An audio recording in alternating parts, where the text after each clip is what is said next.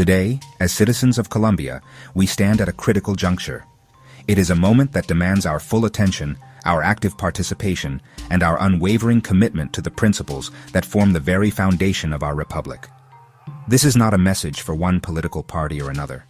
It is a call to every single Colombian, especially the young people and new voters who will inherit the nation we build today. The health of our democracy is showing worrying signs of decline, and the responsibility to diagnose the illness and administer the cure falls upon all of us. We must look beyond the daily noise of politics and examine the structural integrity of our democratic institutions, which are being tested in unprecedented ways.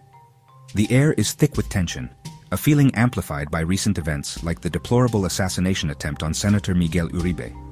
Such acts of violence against political actors are not just attacks on individuals.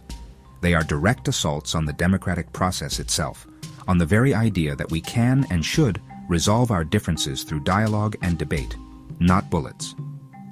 This climate of hostility is fertile ground for authoritarian temptations to take root. When fear and division are sown, the appeal of a single powerful leader who promises to cut through the complexity of democratic governance can become dangerously seductive. We must remain vigilant against this narrative and remember that our strength as a nation lies not in a single person, but in our collective adherence to the rule of law. This is not a time for apathy or for the mistaken belief that politics is a game played by others.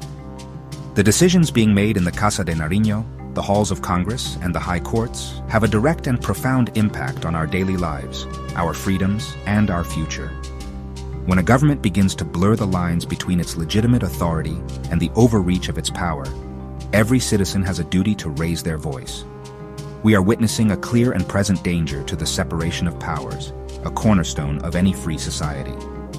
The executive branch, under the leadership of President Gustavo Petro, has shown a pattern of behavior that suggests a desire to subordinate the other branches of government to its will, a path that history has repeatedly shown leads to democratic decay.